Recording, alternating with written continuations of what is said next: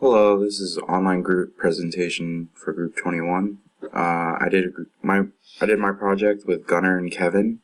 I, however, couldn't make it to when they were doing the presentation due to work and finals, so I'm submitting my own presentation. The goal of the project was to implement a network which utilizes 3 different routers, 3 different switches across trunking, and then 3 different LANs that can support 10, 50, and 200 hosts. Here you can see our draft design, and we'll start from the top going down. In the draft design, we set up 3 different routers. Router 3 was connected to the internet, which provided internet services for the rest of the network. Router 2 acted as our hub between the internet, the rest of the network, and our remote router. Our remote router was set up so that you can remote access into the network and control within the network. For the 3 routers, we connected them through serial, and router 3 went to serial 0 to routers 2 serial 1, and then router 2 serial 0 went to router 1 serial 1. From router 2, we trunked it to switch 1 through gigabyte port 0, and switch 1 had access to the server, which we put on ports 22 and 23. From there, we trunked switch 1 to switch 2 from port 24 on switch 1 to port 24 on switch 2. Switch 2 is where we had LAN 1. In LAN 1, we set the address to 192.168.10.0 through 10 to support up to 10 hosts. From switch 2, we trunked to switch 3 from gigabyte port 23 to gigabyte port 24. On switch 3, we set up 2 separate VLANs, VLAN B and VLAN C. VLAN B being assigned 192.168.20.0 to 59 to support up to 50 hosts. And then VLAN C was set up as 192.168.30.0 to 199 to support up to 200 hosts. Here's our configurations. As you can see, switch 1 supported the 2 switch 1 was connected to our file server, so there was no configurations besides opening ports 23 and 22 to allow access to the servers. Switch 2, we set up VLAN A, which had 10 machines on its network, and it was at address. The VLAN's address was 192.168.10.215, and then the hosts on that network would be 192.168.10.1 through 10. And then from switch 2, we trunked to switch 3.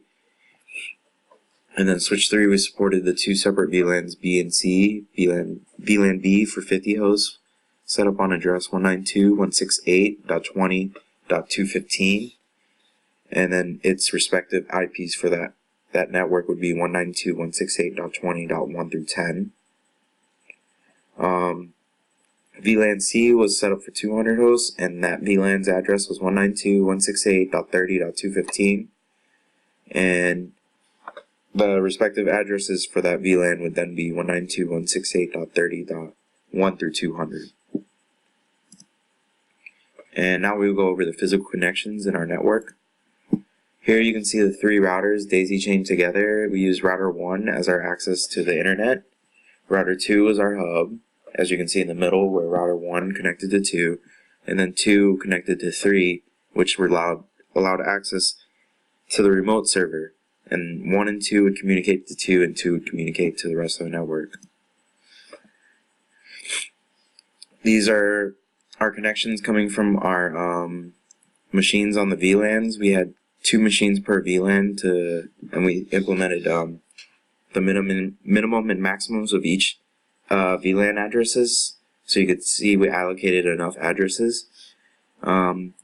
We set up everything. I believe VLAN C was set up on 3C and 4C.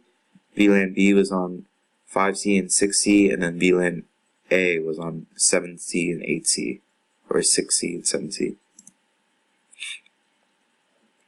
Here's a zoomed out picture of all of our connections. Here you can see our switch 3, the top one up here. This top one is switch 3. We have ports one in port 9 allocated to VLAN B, and that's for support up to 50 hosts, but we only did a spread of 10, but there's enough addresses to support the 50. And then underneath that, you can see in ports 10 to ports 23, we have VLAN C, which could support up to 200 hosts, but we don't have 200 ports, but we did allocate enough addresses to support that.